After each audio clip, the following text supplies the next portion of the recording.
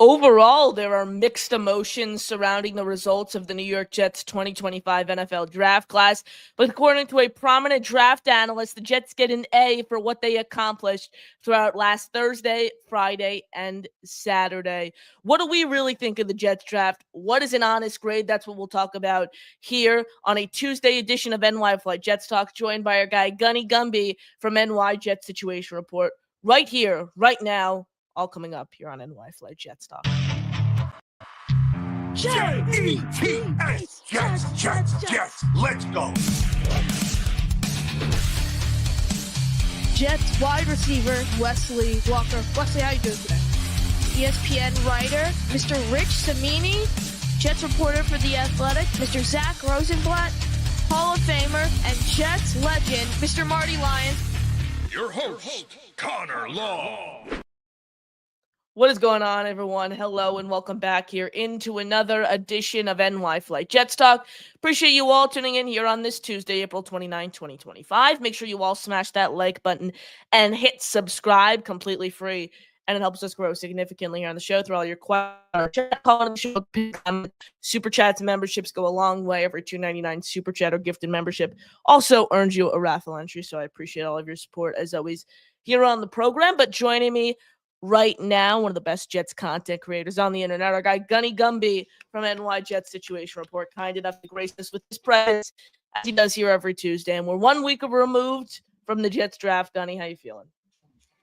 Yeah, I mean, I think there's a lot to like and there's a lot to question in regards to this draft. I think we're seeing a lot of high praise for what these guys did in this draft class. I think for me, I just have some questions, and I get it, man. I think a lot of these grades and these assessments are going to be a bit premature. We've never seen these guys take a snap yet in NFL pads, but nevertheless, I felt like there were missed opportunities and a couple of head scratchers in this draft class. That's just my honest truth about it. I do love some of these picks, and I'm questioning a few of them as well. I couldn't agree with you more, Gunny, but Todd McShay is kind of in the other side of this argument when it comes to how the Jets, handled the 2025 NFL draft. He gave them an overall grade of an A. And look, I understand there's some people optimistic about this draft. I'm not very optimistic of the haul the Jets came away with, but I think an A for what the Jets accomplished is a bit of a reach, even for those who are optimistic. No, 100%. Yeah, I saw that. A couple of individuals actually gave them an A for this draft class, and I was kind of surprised by that. I don't know if it's just individuals showing love to AG because there's a lot of individuals who happen to like him, loving what he was a part of in Detroit. Maybe they're kind of teetering some favoritism based off of that aspect because I don't think it was an A. I don't think the Jets knocked this out of the park. I don't think this was a home run draft. I think there's a couple of pieces that you look at, you feel really good about in regards to what they can be at the next level. And there's some pieces you just ask yourself why, or why didn't you do this or do that? So again, it's premature. I know it's a week after the draft. Yeah. We're going to know how this pans out. Time will tell, as they say. But yeah, for me, it's not an A. I don't know why we can't be honest that there were some question marks definitely ascertained yes. in this particular draft class. Oh, for me, Gunny, it's not even close to an A. I give this draft the C- overall for what the Jets came away with. And even like Armand Membu, don't get me wrong, great player. Personally, I wanted Tyler Warren. I still think that's a great pick. I love the Armand Membu pick. No pick here other than Tyler Barron, which was the last pick, makes me happy. Like no pick I'm looking at. Oh, I'm excited over this, except literally the last pick of the draft in Tyler Barron. Mason Taylor, not a fan of his whatsoever. Receiving numbers don't. Oh, you really like Mason Taylor? That's interesting. Yeah. I don't like how he plays in line. They need to get a blocking tight end. I expect them to run a lot of 12 and 13 personnel. Didn't come away with a blocking tight end. Decided, in my opinion, although you like him, I think second round at 42 overall. I think we can agree that that's a bit of a reach for Taylor. Someone who has experience in line, but clearly shown he's going to get mauled when plays in line. Struggles as a run blocker, and I just think his route tree is a little bland. Like, is that really the guy you want to use the number 42 overall pick on? That's the question I continue to ask myself. I like Mason Taylor. He was my second favorite tight end in this draft class. I like him more than I like Loveland. I think Warren was really the only tight end in this draft class when you looked at and you saw him do work as an inline blocker and you thought to yourself, heck yeah, he can do it at the next level. But I think we keep forgetting that Mason Taylor is a guy that's 6'5", 255 pounds, man. He's coming from a pedigree with a dad like Jason Taylor. I don't doubt that he can become that gritty dude that does the dirty work. But the guy had a career 700 career yak yards at LSU. I like his athleticism. I'm a big fan of how he can separate when it comes to tracking the ball over his like he can track the ball when he's running deep. I like his hands. I think he has actually probably some of the best hands of the tight ends in this draft class. I love the way he tracks the ball. And I like his IQ, man. The guy has an understanding of how to find soft spots in especially in zone against zone defenses too. Like those kind of guys who can see the game like that, I think have a lot of value. And I'll say this, a lot of the guys that they did draft seem to have high IQ type of mentalities, right? Like a guy like Malachi Moore, you know what I'm saying, playing that DB role in that Alabama defense in a very complex defense for Nick Saban, you know what I'm saying? He was considered to be one of those anchors back there, high IQ guy. Amon Membu, another guy who's a freak in terms of athletic ability and whatnot, but also he's got a high IQ to when it comes to this game as well. Yeah, man, I like more of the draft than you do. Then, yes, I don't like the draft. I like Thomas. I like Thomas as a player. Again, that's just terrible positional value. Using the 73rd overall pick on a cornerback. Yeah, no, I agree with you there. Especially when you pay Brandon Stevens freaking starter money and high-end starter. You know what I'm saying? Like, and you wind up drafting him. I didn't understand that pick either. For me, a lot of the question marks started at 73, and then it really got ridiculous to me at 110, 130. You kind of brought me back. I was like, all right, Malachi Moore. You know what I'm saying? You bring in a safety, a guy who's a willing participant in the run game as well. Cool, I see it. Then Francisco, I was just like, all right. He hit his Dom C, I don't think knew who he was. So when Dom C doesn't know who a player is, that's a problem. That's a significant problem. I had to go back and kind of figure out like who he was, and a lot of it seemed like it was a guy who had a lot of potential, but just didn't live up to it when he went to Miami. Now, Tyler is somebody that I do. I do like Tyler Barron. I think that, you know what I'm saying, Barron. You're taking a swing, you know what I'm saying, at the edge position. This is the guy that's got freakish traits, and you expected more from him, too, going into Miami, man. But what he wound up finishing 5.5 sacks, I think. 5.5 sacks, yeah. So, like, you expected more out of him because of his freakish traits. But maybe again, some better coaching, different atmosphere will be what he needs. Sometimes you go to Miami, you get distracted by other things in Miami. So maybe it can be about getting back to playing football for him. But that is a guy that I think on the back end you gotta like. But where's the big fat guy we were talking about, man? I don't know who's stopping the run.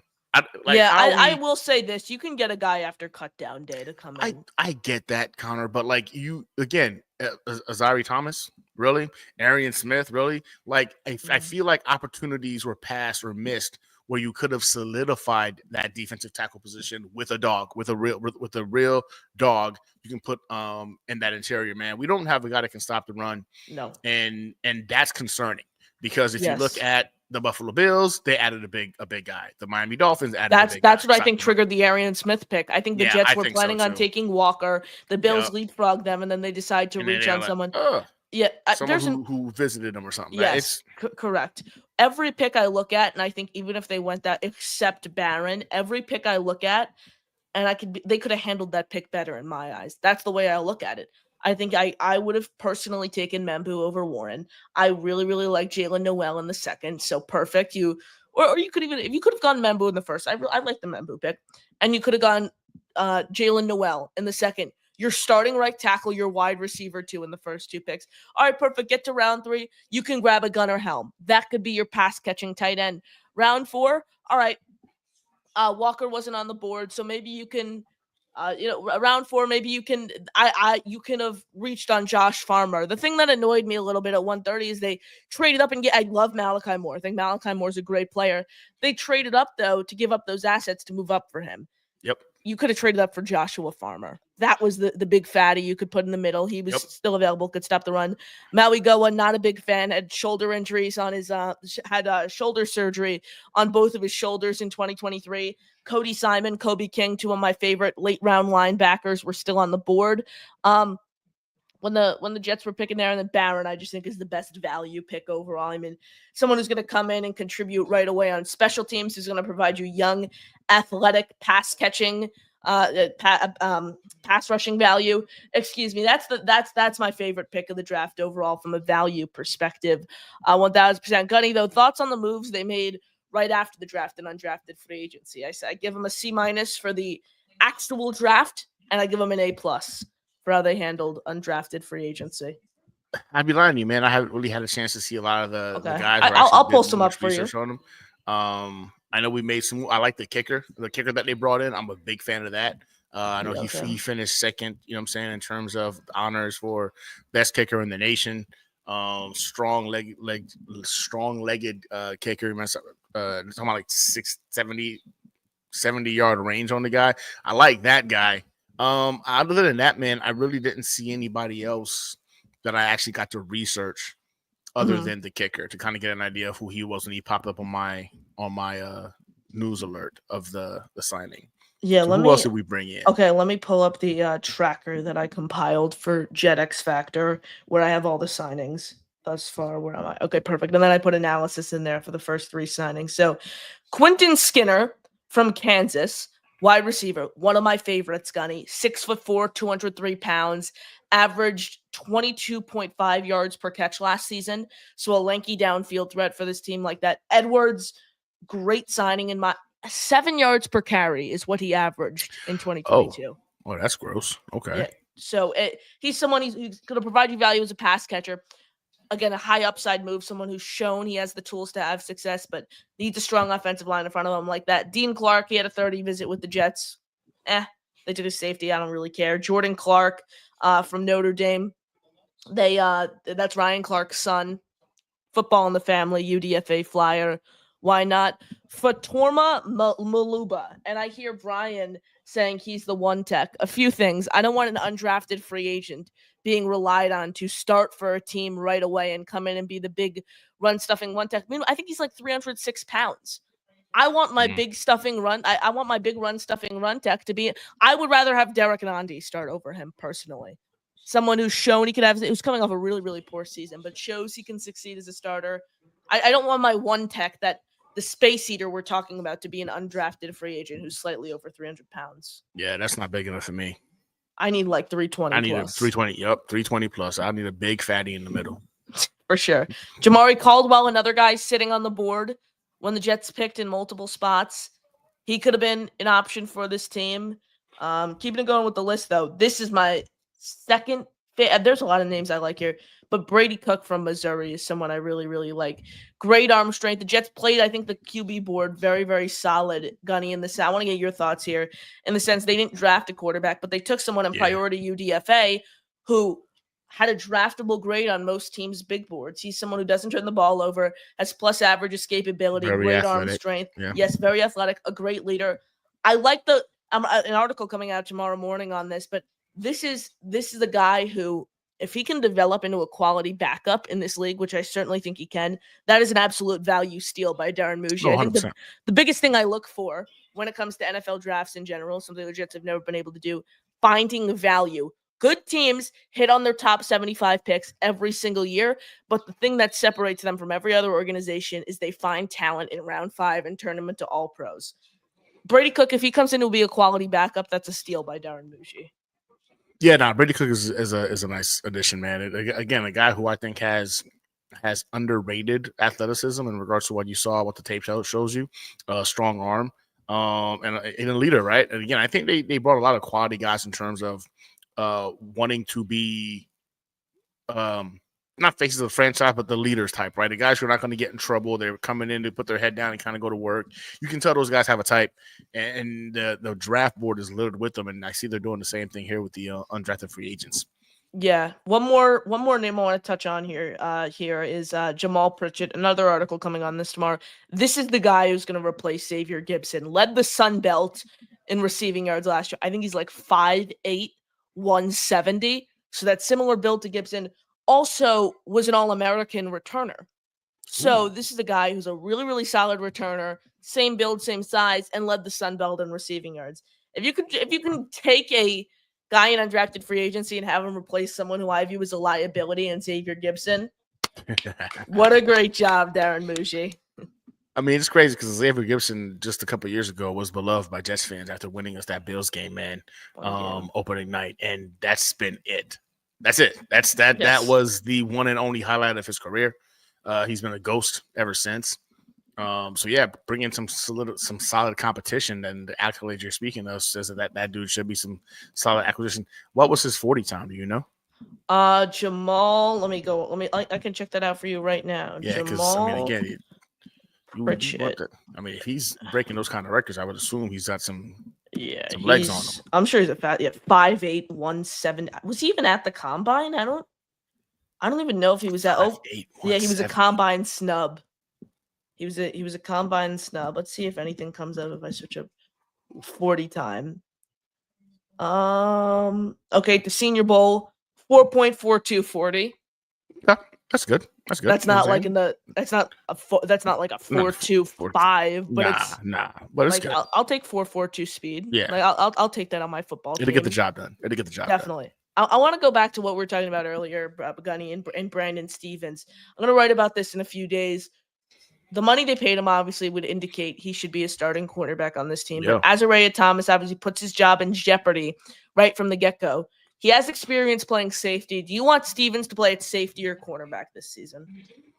Honestly, man, if we're being honest, I like Azariah Thomas a lot. And if you're going to draft that dude in the third round, I think that it's got to be a competition for him at corner. We know Stevens offers us that level of flexibility and being able to go ahead and play safety. And man, two lanky corners and Thomas and Sauce on the outside.